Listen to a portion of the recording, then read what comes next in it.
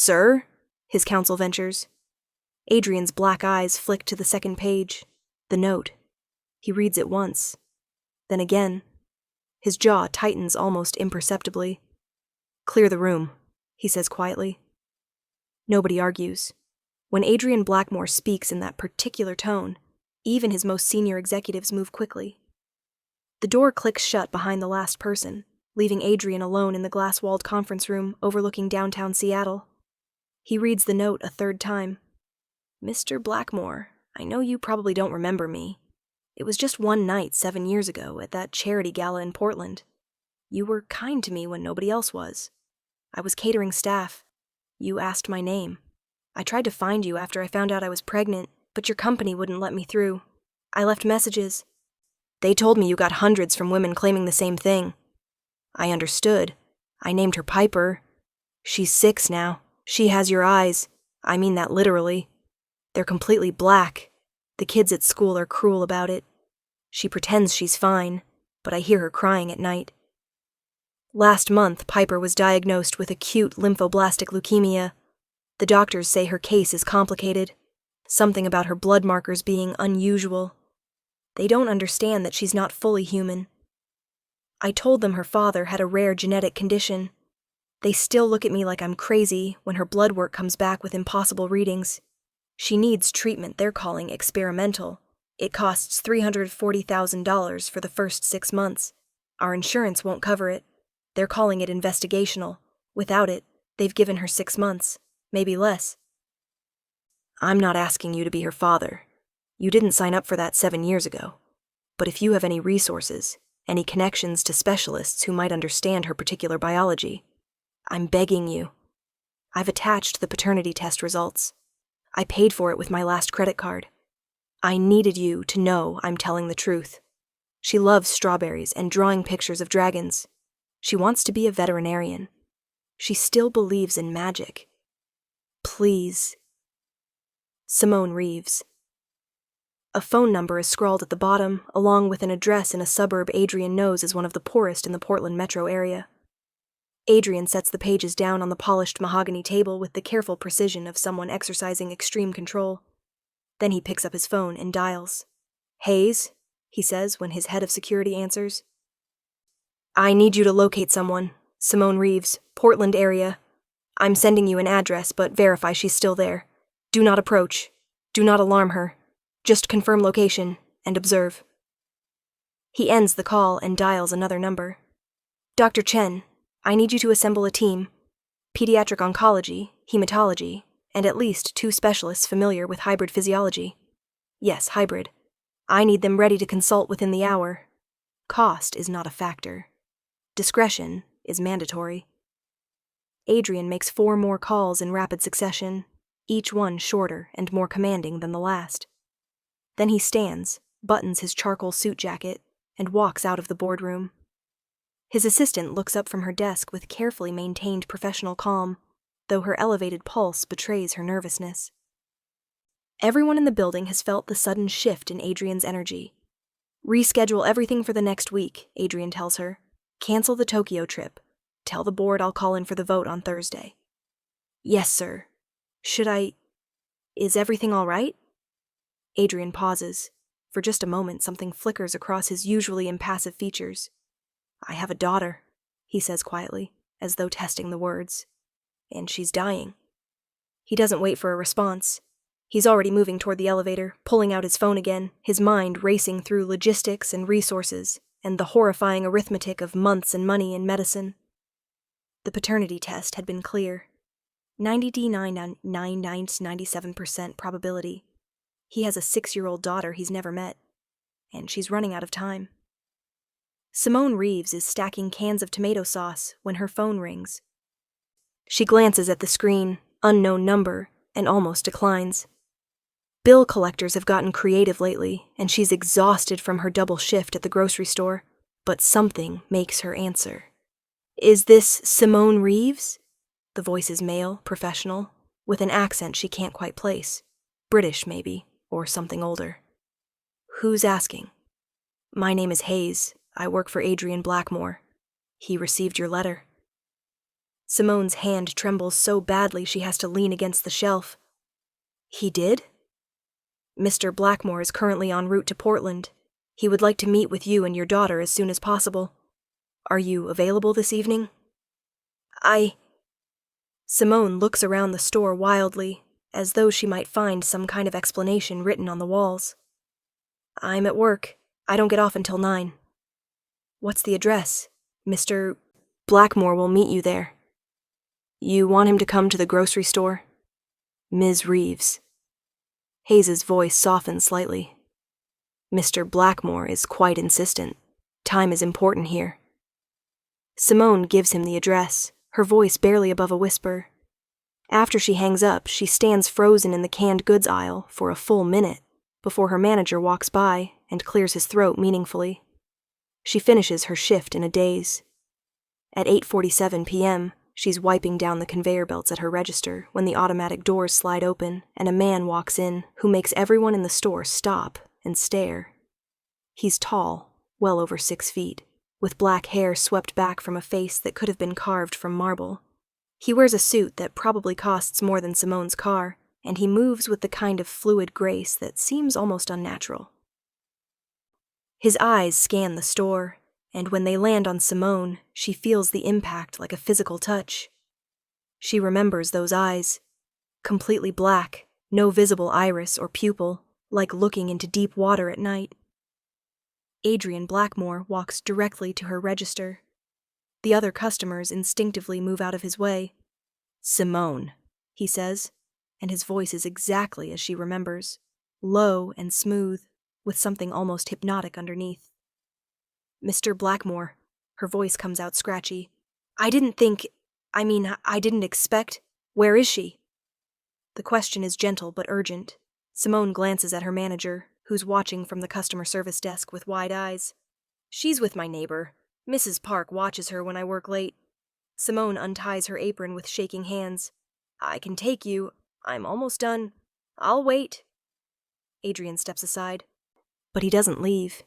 He simply stands there, hands in his pockets, watching Simone finish closing her register with an intensity that makes her acutely aware of every movement she makes. It takes her 15 minutes to complete her closing procedures. Adrian doesn't move, doesn't complain, doesn't even look impatient. He just waits. When Simone finally hangs up her apron and grabs her purse, Adrian gestures toward the door. My car is outside. I have my own. Please, it will be faster. The car is a black sedan with windows tinted so dark they can't possibly be legal. A driver opens the back door, and Adrian waits for Simone to get in before sliding in beside her. The interior smells like leather and something else, something crisp and cold, like winter air. Simone gives her address to the driver, and the car pulls smoothly into traffic. I need you to tell me everything, Adrian says, her symptoms, the timeline, what the doctors have said. So Simone talks. She tells him about the bruises that wouldn't heal, the fevers that came and went, the crushing fatigue that made her active, energetic daughter fall asleep at the dinner table. She tells him about the emergency room visit, the blood tests, the pediatric oncologist with kind eyes who explained about white blood cells and blast percentages and treatment protocols. Adrian listens without interrupting. His expression remains neutral, but Simone notices how his hands tighten incrementally each time she describes Piper's pain. The standard treatment wasn't working, Simone continues. They said her blood chemistry is unusual. The chemo doses that should have worked didn't touch the leukemia. That's when they started using words like experimental and investigational. Her voice cracks. And terminal. She's not terminal, Adrian says flatly. She's hybrid. Half vampire physiology doesn't respond to human medicine the same way. The doctors don't know what they're treating. Can you help her? Adrian turns to look at her fully for the first time since entering the car. His black eyes are absolutely unreadable, but there's something fierce in his voice when he speaks. I will help her. I should have been there from the beginning. That failure is mine, not yours. I did try to reach you. I know. My security protocols are designed to filter out exactly the kind of contact you attempted. It's a flaw I'm now acutely aware of. His jaw tightens. Tell me about her, not the medical details. Her. Simone blinks. What do you want to know? Everything. So Simone talks about Piper.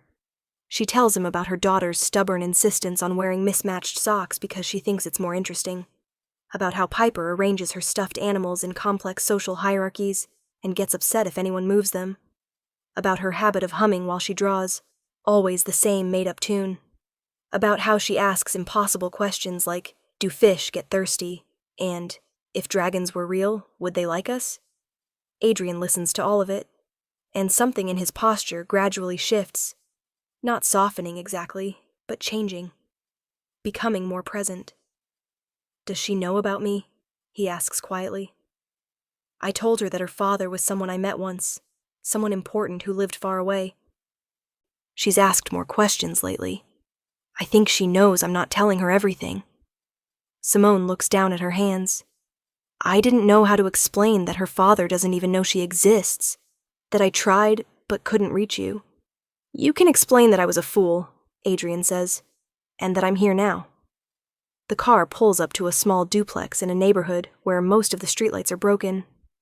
Adrian studies the building for a moment, and Simone feels suddenly ashamed of the peeling paint, the cracked sidewalk, the bars on the windows. Simone, Adrian says, and she looks up. The only thing I care about in this moment is meeting my daughter. Everything else is logistics we can handle later. They get out of the car. Simone leads Adrian to the door, marked B, and knocks in a specific pattern.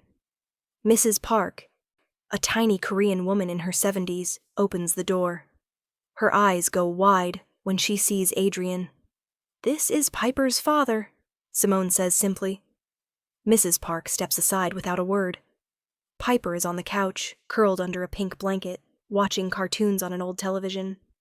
She's small for 6, with pale skin that bruises too easily and hair the color of wheat fields. When she turns her head, Adrian sees eyes that mirror his own.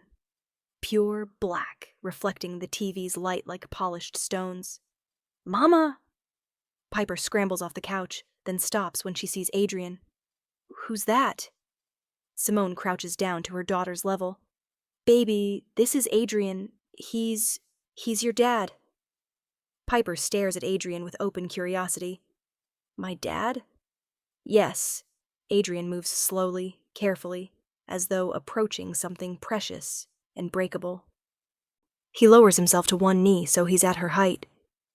Hello, Piper. I'm very sorry it took me so long to meet you. Piper tilts her head, studying him. Then she points at his eyes.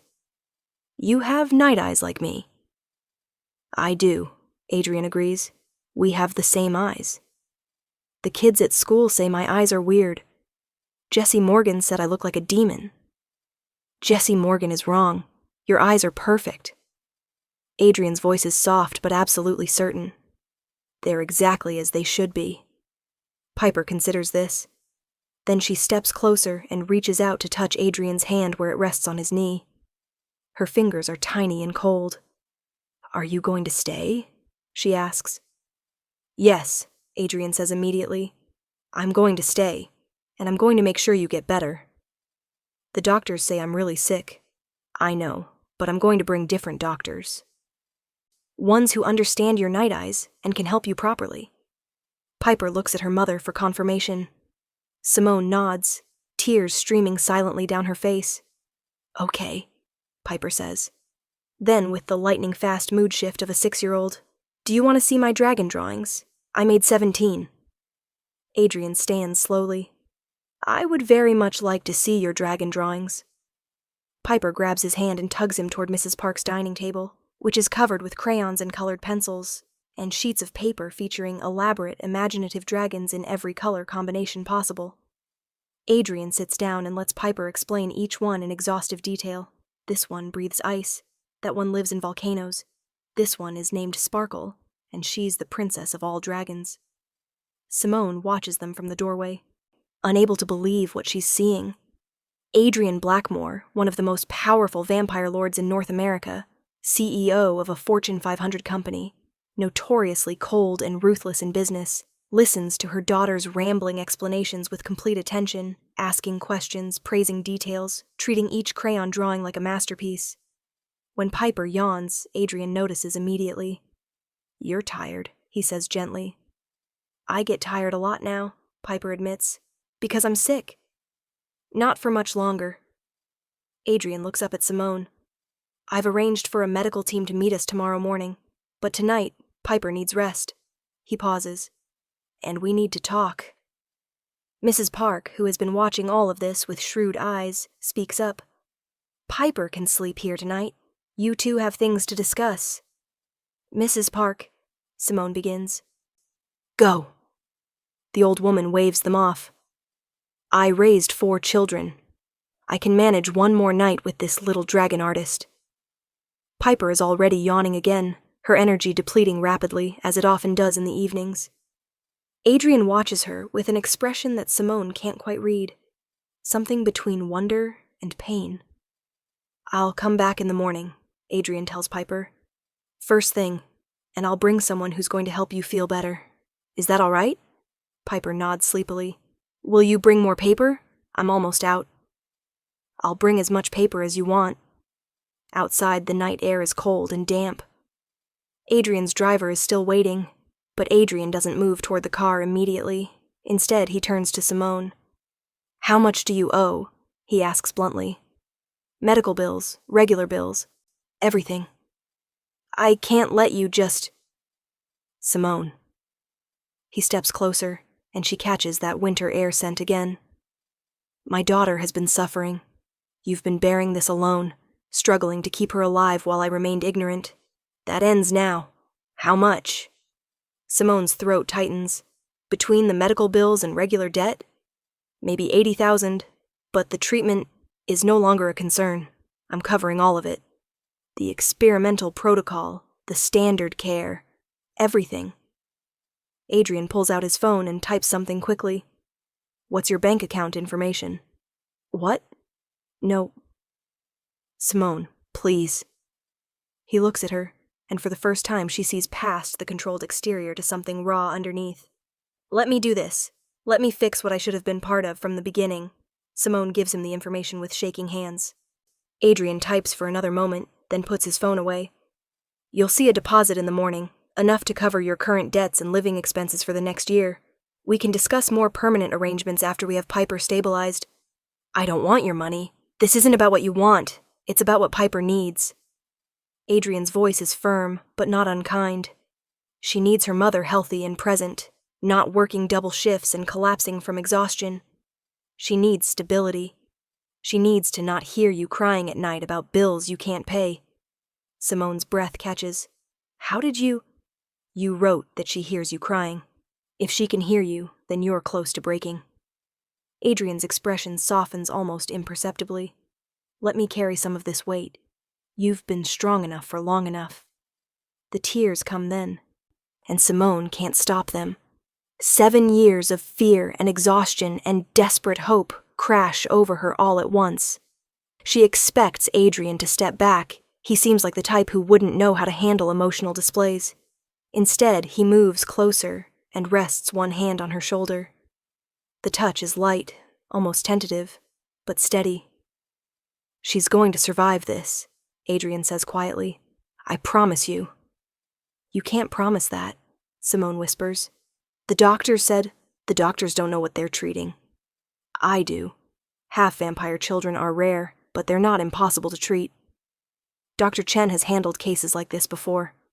The hybrid physiology is actually an advantage. Vampire healing factors, even diluted, are extraordinary." His hand tightens slightly on her shoulder. "Piper is going to be fine. And you're not going to face this alone anymore." Simone looks up at him through her tears. "Why are you doing this?" "She's my daughter." "You didn't know she existed until this afternoon." "That doesn't change what she is." Adrian's black eyes hold hers. "I don't have a large family. I'm not close with most of the vampire community. I've spent 2 centuries mostly alone by choice." He pauses, and something flickers across his face. "But I have a child, and she's sick. There is nothing more important than fixing that. I don't know how to process this. This morning, I was stacking cans and trying to figure out how to tell my daughter that we're out of options. Now you're here and you're saying that you don't have to figure it out alone anymore, that Piper has every resource I can provide, that you both do. Adrian finally removes his hand from her shoulder. I know this is overwhelming, but right now I need you to trust me. I don't know you. No, you don't. But you knew me well enough 7 years ago to send that letter. Some part of you believed I would help if I knew. Simone thinks about that night at the gala, how Adrian had noticed she was alone in the corner, how he'd asked her name, how he'd been kind without being condescending, how he'd made her feel seen for the first time in years. Okay, she says finally. Okay, what happens now? Now I take you home. You get some sleep. Tomorrow morning, Dr. Chen and her team will meet us at Oregon Health and Science University. They're expecting us at 9. Adrian guides her gently toward the car. We'll bring Piper in for a full evaluation. They'll run proper tests, blood work designed for hybrid physiology. From there, we'll develop a treatment protocol. Just like that? Just like that. They drive to Simone's apartment, a tiny 1-bedroom where she's been sleeping on the couch so Piper can have the bedroom. Adrian walks her to the door but doesn't ask to come in. Get some rest, he says. I'll be here at 8:30 to pick you both up. Adrian, Simone says as he turns to leave. Thank you. I know I should probably say more, but thank you is enough. He pauses, looking back at her. She's beautiful, Simone. You've done an extraordinary job raising her alone. I'm sorry you had to. Then he's gone, moving back to his car with that preternatural grace. Simone watches until the taillights disappear, then goes inside and sits on her couch in the dark, trying to convince herself that this is real. The next morning unfolds like a dream. Adrian arrives exactly when he said he would, this time with a second car. Both vehicles are appropriate but not ostentatious, nice enough to be comfortable, not so flashy as to draw unwanted attention. Mrs. Park brings Piper out, who's clutching a stuffed purple dragon and wearing her favorite striped shirt. I brought paper, Adrian tells Piper immediately, and produces a bag containing what must be 500 sheets of premium drawing paper, along with a set of professional colored pencils. Piper's eyes go wide. That's so much paper! For all the dragons you're going to draw while you're getting better. At the hospital, they're ushered immediately past the waiting room to a private wing. Dr. Chen meets them personally, a small, precise woman with silver-streaked black hair and sharp, intelligent eyes. She shakes Simone's hand firmly, then crouches down to Piper's level. Hi, Piper. I'm Dr. Chen. I hear you're part vampire, just like some other kids I've helped before. Piper looks at her mother uncertainly. Am I? You are, Simone confirms. That's why your eyes are special, like your dad's. That's exactly right, Dr. Chen says warmly. And that means regular medicine doesn't work quite right for you, but I know medicine that will. How do you feel about helping me figure out the best way to make you healthy again? Will it hurt? Some parts might be a little uncomfortable, but we'll go slow, and your mom and dad will be right there with you the whole time. Is that okay? Piper looks at Adrian. He nods seriously. I'll be there for everything, every test, every treatment. You won't be alone. Okay, Piper says. What follows is a long day of tests, but unlike the frightening, confusing appointments Simone has been taking Piper to for months, these are different. Dr. Chen explains everything. The staff is gentle and patient. Adrian stays with them for every single procedure, holding Piper's hand during blood draws, distracting her with questions about her dragons during scans. Between tests, he sits with them in the comfortable private room they've been given. Piper curls up next to him on the couch and shows him videos on Simone's phone of animals doing funny things. Adrian watches each one with what appears to be genuine interest, making observations that send Piper into giggles. Simone watches them together and feels something shifting in her chest. This morning, Piper had a distant father she'd never met. Now she has someone holding her hand through scary medical tests, someone promising to make her better, someone looking at her like she's the most important thing in the world. Late in the afternoon, Dr. Chen returns with preliminary results. She sits down with Simone and Adrian while Piper naps in the adjoining room, exhausted from the day. The diagnosis was correct. It is acute lymphoblastic leukemia. But the standard protocols failed because they didn't account for her hybrid biology. Dr. Chen pulls up images on her tablet. Her vampire cells are actually trying to fight the cancer, but without proper support, they can't overcome the disease. The human treatments were actively interfering with her natural defenses. So, what do we do? Simone asks. We use a modified protocol developed specifically for hybrid children. It combines targeted chemotherapy, much lower doses than standard treatment, with supplements that support her vampire physiology. Essentially, we're not trying to do all the work ourselves. We're helping her body do what it's already trying to do. Dr. Chen looks between them. The success rate for hybrids treated this way is extremely high. Over 90% achieve full remission. Simone's breath shudders out of her. 90%? Given Piper's age and overall health, I'd put her odds even higher. If we'd caught it earlier, we could have avoided some of the complications. But even now, I'm very optimistic. How long? Adrian asks. His voice is carefully controlled, but Simone can hear the tension underneath. The full protocol is 6 months of active treatment, followed by 2 years of maintenance therapy. But we should see significant improvement within the first month. She'll regain energy, the bruising will stop, her blood counts will normalize. Dr. Chen smiles. She's going to be okay. Simone puts her face in her hands and sobs. Adrian's hand finds her shoulder again, steady and grounding. When do we start? He asks Dr. Chen. I'd like to start tomorrow if possible. The sooner we begin, the better. Whatever you need. Dr. Chen leaves them to discuss details with her team. Simone finally lifts her head, wiping her eyes. I'm sorry, she says. I've been preparing myself for the worst for so long. Don't apologize. Adrian hands her a handkerchief that's probably worth more than her monthly rent. You've been carrying impossible weight. You're allowed to break down when someone finally helps you put it down. They sit in silence for a moment. From the other room comes the soft sound of Piper's breathing. Adrian, Simone says quietly, what happens after? After she's better? What do you mean? I mean, what do you want?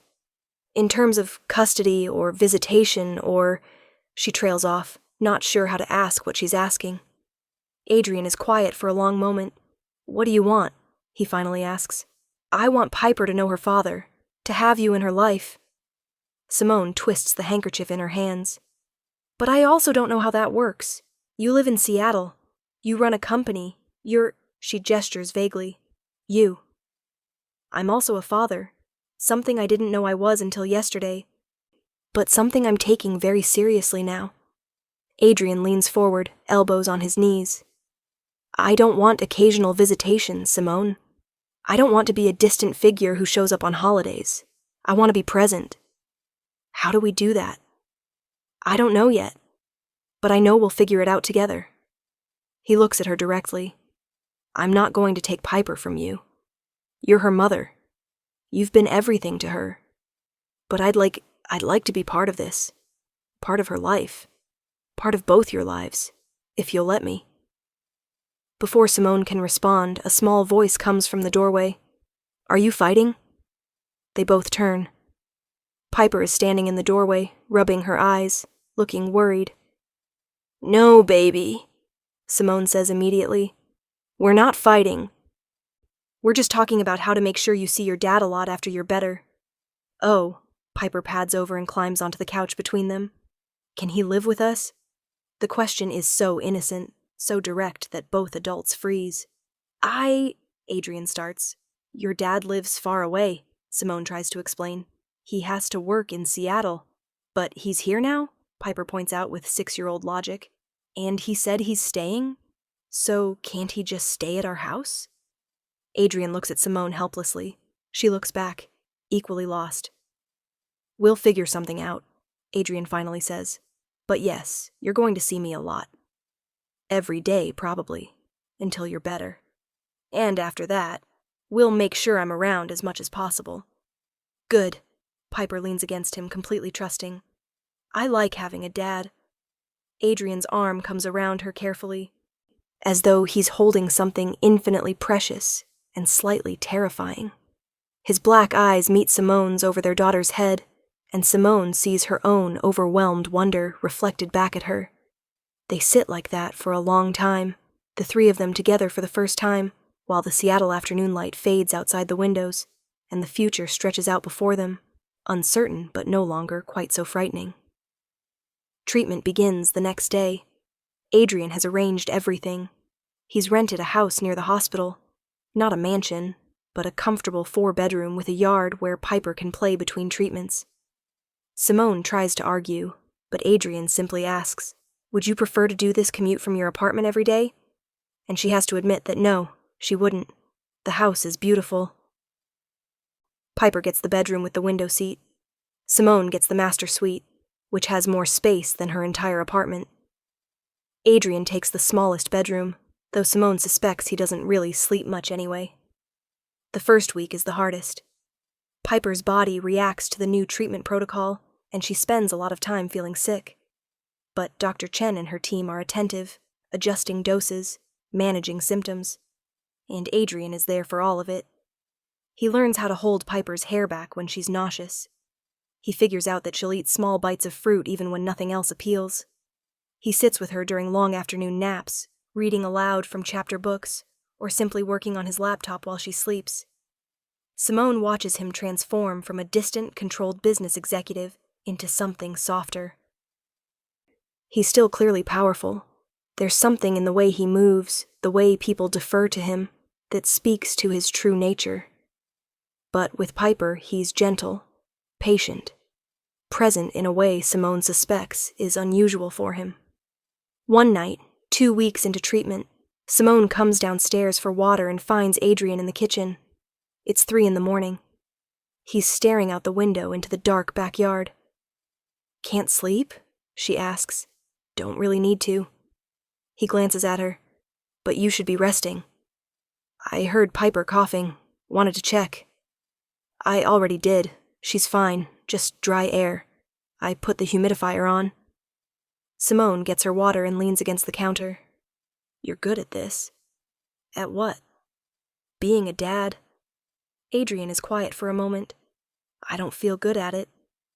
I feel like I'm making it up as I go." "That's literally what all parents do." "You make it look easy." "Adrian, I once forgot to feed her breakfast for 3 days in a row because I was working double shifts and lost track of time. I'm not winning any parenting awards. She's alive. She's healthy. Or she was until she got sick, which isn't your fault. She's kind and creative and brave. You did that alone." He turns to face her fully. "You're remarkable." Simone feels heat creep into her cheeks. "I'm just trying to survive." "You're doing more than surviving. You're raising an extraordinary child in impossible circumstances." They look at each other across the kitchen. The moment stretches, charged with something Simone can't quite name. Then Adrian looks away. "I should let you sleep," he says. "Adrian." She doesn't know what she's going to say until she says it. "Thank you for everything. I know I keep saying it, but I don't think you understand how completely you've changed our lives. I'm her father. This is what I'm supposed to do. You could have sent money and doctors and stayed in Seattle. You didn't have to uproot your life." "Yes, I did." Adrian's voice is quiet but absolute. "The company can run without me for a few months. Board meetings can happen remotely. But Piper can't do this without her father present. So I'm here." "Is this weird for you, living with strangers?" "You're not strangers. You're—" He pauses, seeming to search for words. "Your family." The word hangs in the air between them, new and fragile. "Yeah," Simone says softly. "I guess we are." 6 weeks into treatment, Piper has a breakthrough day. Dr. Chen reviews her latest blood work and announces that her numbers are the best they've been since diagnosis. The leukemia is responding to treatment even better than expected. Piper has more energy. The constant bruising has stopped. She's actually gaining weight. That evening, they celebrate with ice cream sundaes. Piper makes hers so elaborate it's barely edible, piling on toppings until the whole thing collapses sideways. Adrian helps her reconstruct it with engineering precision that makes Piper giggle. After Piper's in bed, Simone finds Adrian on the back porch. He's looking up at the stars, something thoughtful in his expression. "She's going to be okay," Simone says, sitting down beside him. "Yes, she is. We're almost 2 months in, 4 more months of active treatment, and then maintenance therapy, which Dr. Chen says she can do mostly from home." "I know." Adrian doesn't look at her. "I've been thinking about what happens after." Simone's stomach tightens. "You want to go back to Seattle?" "I don't, actually. That's the problem." "That's a problem?" Adrian finally looks at her. "I have responsibilities.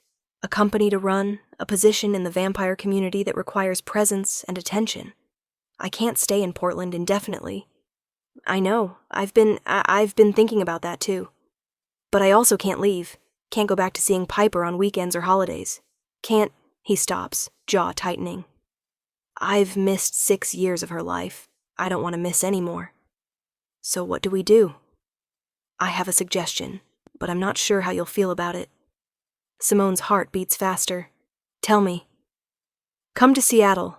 You and Piper both. I have a house there, significantly larger than this one. You'd each have your own space. Piper could attend an excellent private school with a nurse on staff who could manage her maintenance treatment. The vampire community there is more established. She'd have access to other hybrid children, support systems we don't have here. Adrian, I'm not asking you to be with me," he says quickly. I'm not trying to manipulate the situation. You'd have complete independence, your own wing of the house, your own life. But Piper would have her father present, and you wouldn't have to work. You could focus on her, on yourself, on whatever you want to do." Simone's mind spins. That's a huge ask. "I know. I'd be leaving everything. My job, my apartment, Mrs. Park. I know. And if you say no, I'll figure something else out. I'll get an apartment here, split my time, do whatever it takes. But this way," he pauses, "this way, we could be a family. Not a traditional one, maybe, but a real one. You'd want that? After 2 months?" "Simone." Adrian turns to face her fully. "Piper is my daughter. I would do anything for her. And you..." He stops, something flickering across his usually controlled expression. "You're extraordinary. You've been patient with me while I figure out how to be a father. You've trusted me with your most precious thing.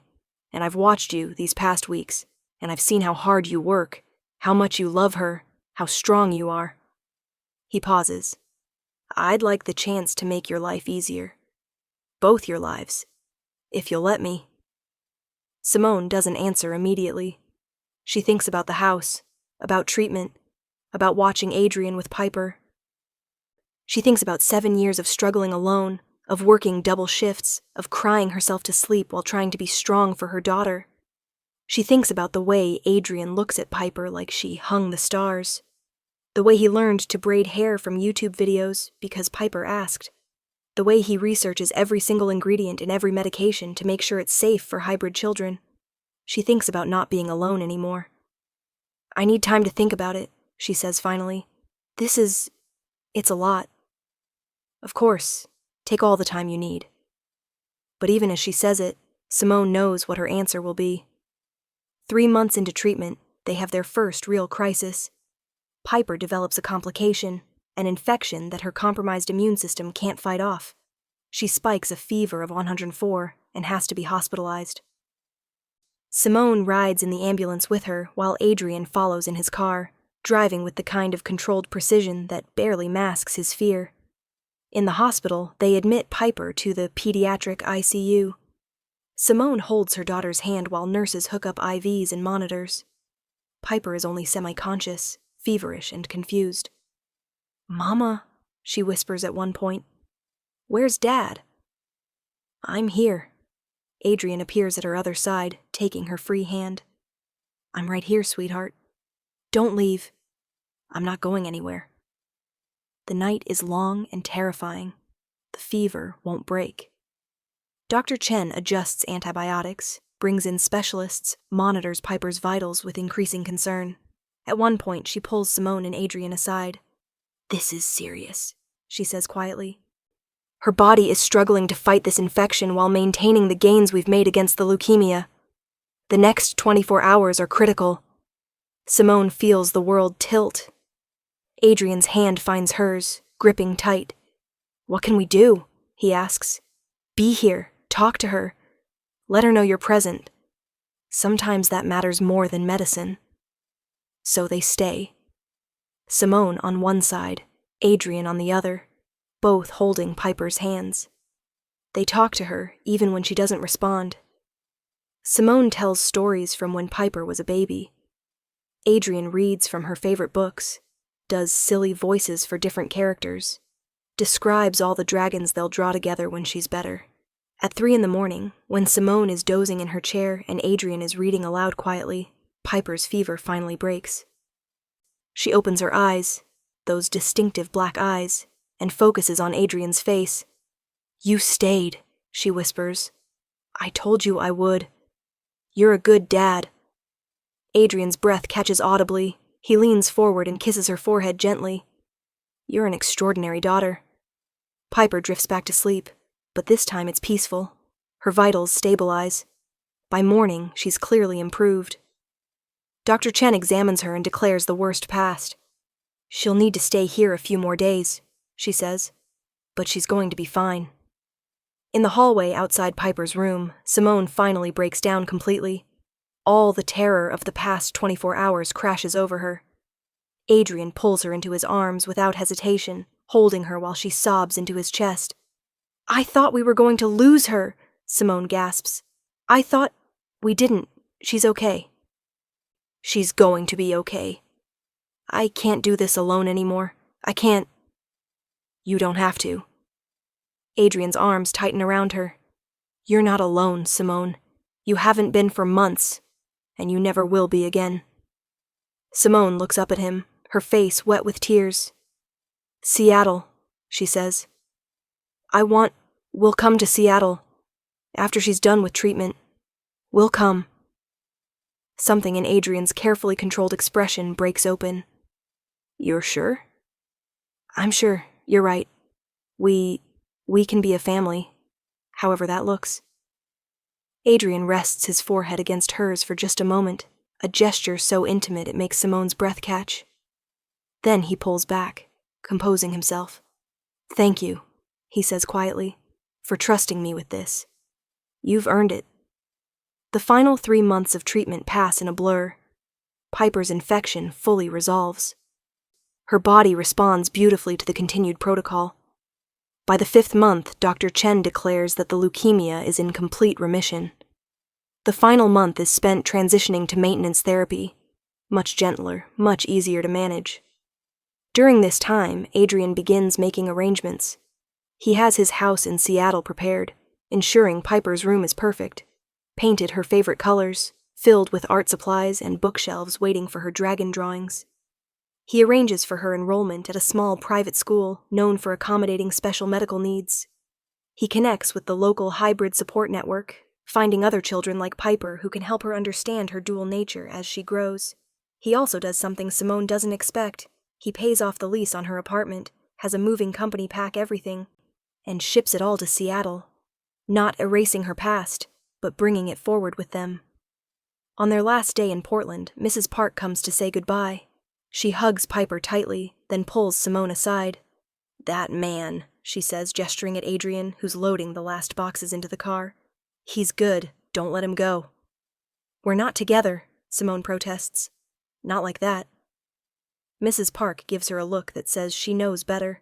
"He looks at you both like you're his whole world, and you look at him like you're trying not to admit you feel the same. Don't wait too long to figure it out." Simone doesn't know what to say to that. Seattle is different. The house is beautiful, a modern design with huge windows overlooking Puget Sound. Piper's room is everything Adrian promised. Simone's wing has a suite with a bathroom bigger than her old bedroom, a sitting area, and a balcony with water views. Adrian's wing is on the opposite end of the house. Close enough for family, far enough for privacy. Piper adapts quickly, Her new school is wonderful, and she makes friends with startling speed. The maintenance therapy is manageable, oral medications she takes at home, monthly checkups with Dr. Chen's colleague in Seattle. Her energy returns fully. She starts playing soccer, something she'd always wanted to try. Adrian teaches her to swim in his pool. He takes her to the aquarium every weekend. He helps with homework and attends school events and coaches her through the social dramas of 6-year-old friendship dynamics. And slowly, carefully, he begins teaching her about her vampire heritage. Nothing frightening, just simple things. How to sense emotions in others. How to move very quietly when she wants to. How to understand that her night vision is better than other kids. And why. Simone watches them together and feels her heart expand painfully. This is what she wanted for Piper. This presence, this attention, this love. She also watches Adrian in other moments, when he's working in his study, completely focused, when he's on calls with his company, that commanding edge returning to his voice, when he moves through the house with that predatory grace that reminds her he's something more than human. And she notices how he looks at her sometimes when he thinks she's not paying attention, how his eyes track her across rooms, how his voice softens when he says her name. 7 months after treatment began, Dr. Chen declares Piper in full, stable remission. They celebrate with a party. Adrian invites some vampire colleagues who have hybrid children, so Piper can see she's not alone. There's cake and presents and balloons. Piper wears a dress she picked out herself, purple with dragons embroidered on it, and her smile is bright and healthy and real. That night, after Piper's asleep, Simone finds Adrian on the terrace overlooking the Sound. The Seattle skyline glitters across the water. "She's going to be okay," Simone says, coming to stand beside him. "She is." Adrian looks down at her. "You both are. Thanks to you. Thanks to all of us." He pauses. "You know, when I opened that envelope 7 months ago, I thought my life was ending. I thought I'd failed some fundamental test of existence, that I had a dying child I'd never known about, that I'd missed 6 years I could never get back. And now? Now I think that envelope was the beginning of everything that matters." Adrian turns to face her fully. The moonlight catches his black eyes, making them reflect like dark water. "I don't regret the lost years. They're gone. But I'm grateful for every day since." Simone's heart pounds. "Adrian, I know what we agreed. Separate lives, independence, co-parenting without complications." His voice is low, careful. "But I need to tell you something, Simone. And after I say it, if you want to maintain those boundaries, I'll respect that completely." "What is it?" "I'm in love with you." Simone's breath catches. "I've been falling for you since that first night at the grocery store, watching you finish your shift with dignity despite your exhaustion. I've fallen deeper every day since, watching you be strong for Piper, watching you trust me with your most precious thing, watching you build this life we have now." Adrian doesn't touch her, though she can see the tension in his frame, the restraint. "I'm not asking for anything. I just needed you to know." Simone stares at him. "You're in love with me." "Yes." The grocery store clerk with bad credit and a dying kid. The remarkable woman who raised an extraordinary child alone, who sent a letter that changed my existence, who's been teaching me what family means. "Adrian." Simone steps closer. "I've been trying not to fall for you, because this situation is complicated enough, because I didn't want to mess up what we're building for Piper. Because I was scared. And now? Now I think I'm done being scared." She reaches up and touches his face, cool skin, sharp features, those incredible eyes. "I think I've been in love with you for months. I just didn't let myself admit it." Adrian closes his eyes briefly, like he's absorbing the words. When he opens them again, there's something fierce and tender in his expression. "Can I kiss you?" he asks quietly. "Yes." He does. It's soft at first, careful, like he's afraid she'll break. But Simone presses closer, and the kiss deepens. It's nothing like their one night 7 years ago. That was strangers finding brief connection. This is something else entirely. This is months of tension and trust, and slowly built intimacy, finally finding expression. When they finally break apart, Adrian rests his forehead against hers. "So what does this mean?" Simone asks breathlessly. "It means we stop pretending we're just co-parents. It means we let this be what it actually is. Which is a family, a real one, in every sense." Simone laughs, the sound surprised and happy. "Mrs. Park is going to be so smug." "Who?" "Never mind." Simone kisses him again. "So we're doing this? Really?" "If you want to. I want to." They stand on the terrace, holding each other while the city lights reflect off the water and the future unfolds before them. Uncertain, complicated, but theirs. 6 months later, Adrian officially proposes. Not in some grand public gesture, but on an ordinary Tuesday morning in the kitchen. Piper is at school. Simone is making coffee. Adrian walks in from his morning run, something he's taken up because Piper likes having breakfast together as a family, and just says, "Marry me." Simone turns, coffee pot in hand. "What?" "Marry me." Adrian crosses to her, taking the coffee pot and setting it aside carefully. "I know we're already living together, raising Piper together, building a life together. But I want it official. I want everyone to know you're mine, and I'm yours, and Piper has both her parents permanently. That's possibly the least romantic proposal ever," Simone says, but she's smiling. "Would you prefer I hire a flash mob? Rent a billboard?" "God, no!" She loops her arms around his neck. "But maybe something about love would be nice. I love you. I love Piper. I love this life we've built. I want to keep building it together, legally and publicly and permanently." Adrian pulls a ring from his pocket, a simple, elegant band with a dark stone that catches the light. "Simone Reeves, will you marry me?" "Yes," Simone says immediately. "Obviously, yes." He slides the ring onto her finger. It fits perfectly. That evening, they tell Piper together. She's 7 now, healthy and thriving, with art projects covering every surface of her room and a soccer trophy on her dresser. "We have something to tell you," Adrian begins. "Are you having a baby?" Piper asks immediately. Both adults freeze. "Why would you—" Simone starts. "Because Taylor at school's parents told her they were getting married and then they had a baby. So I figured." "No baby," Adrian says quickly. "Not yet, anyway.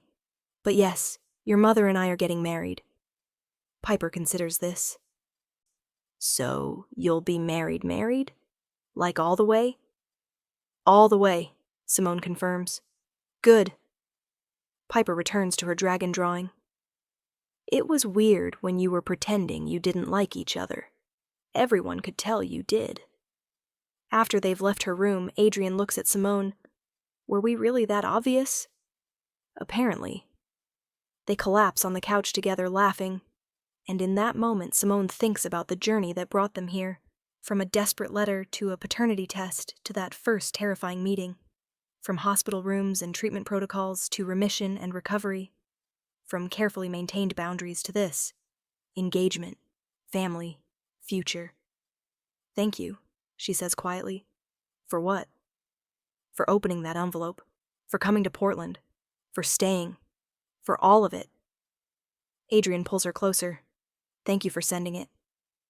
For trusting me, for letting me be part of this. I can't imagine it any other way now. Neither can I." Outside, the Seattle evening settles over the city. In her room, Piper hums while she draws her dragons. And in the living room, Adrian and Simone sit together, planning their wedding, discussing their future, building the life that started with a single desperate letter and a paternity test and the courage to ask for help. Piper's latest drawing is taped to the refrigerator, a family portrait featuring 3 figures with matching night-black eyes, surrounded by dragons in every color. Underneath, in her careful printing, she's written, "My family, we are magic." And looking at it, Simone thinks that maybe, just maybe, she's exactly right.